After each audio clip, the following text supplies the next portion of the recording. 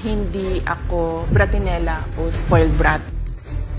Ang budget ng Pilipinas ay hawak lang ng 2 tao. Magandang araw po, Madam Vice President. Una sa lahat, nagpapasalamat po kami sa pagkakataon na binigyan niyo po sa amin at makapagtanong po sa inyo.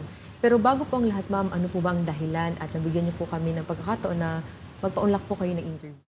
Maraming salamat sa pagkakataon na ibinigay sa akin ngayong araw na ito.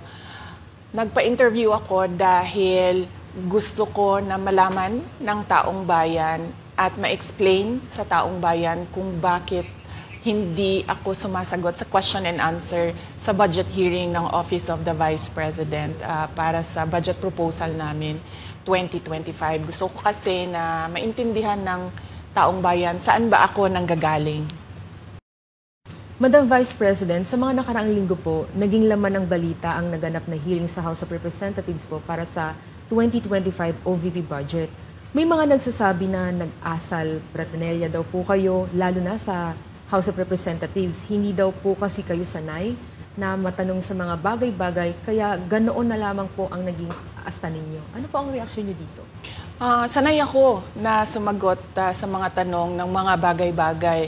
Kaya nga, di ba, nagbibigay ako ng mga interview, kahit hindi siya arranged na interview, mga ambush interview ng media kung saan nakukuha nila yung mga katanungan ng taong bayan. Sanay ako sa ganyan. At alam ng taong bayan na hindi ako bratinela o spoiled brat dahil kilala nila ako simula nung ako ay nasa Davao pa, simula nung ako ay mayor pa, hanggang naging vice president ako.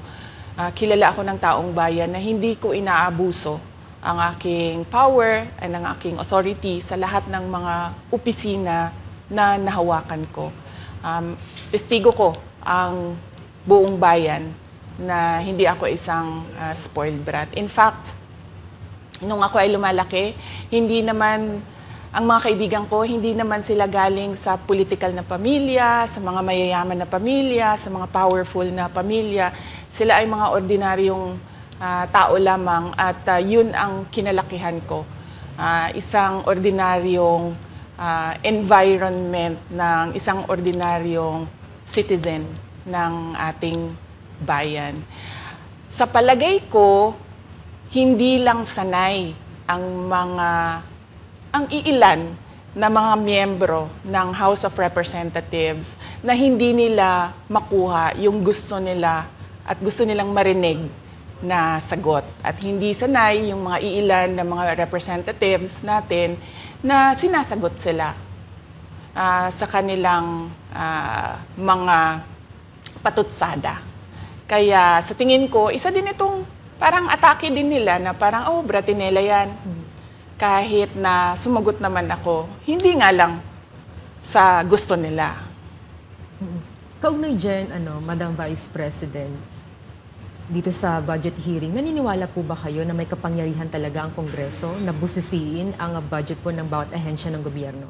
Siyempre, oo. Nakalagay yan sa ating saligang batas na ang Kongreso natin ang merong power of the purse. Kaya nga, di ba, merong mga budget hearings at merong pagpasa ng budget mula sa House of Representatives at sa Senado natin, sa Kongreso natin.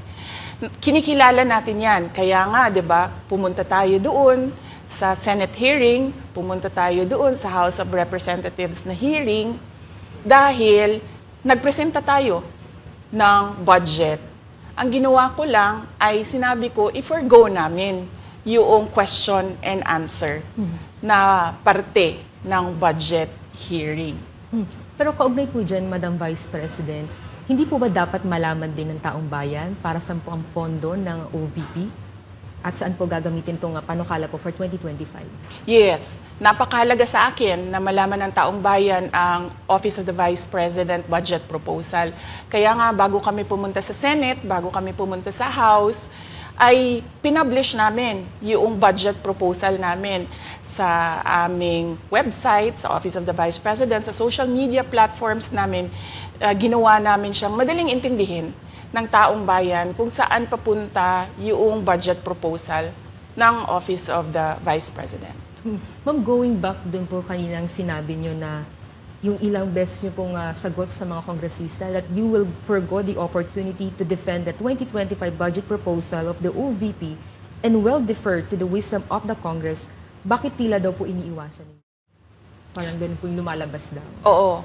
Kasi sinasabi ko pa ulit-ulit yon na sinasubmit namin sa Congress ang budget ng Office of the Vice President at iniiwan namin sa Kongreso ang desisyon kung ano ang gagawin nila para sa Office of the Vice President. Kaya fino-forgo na namin yung question and answer. Unang-una dahil nakikita namin na ginagamit siya ng ibang mga miyembro, iilan na mga miyembro ng Kongreso para umatake sa akin dahil hindi kami magkasama sa politika.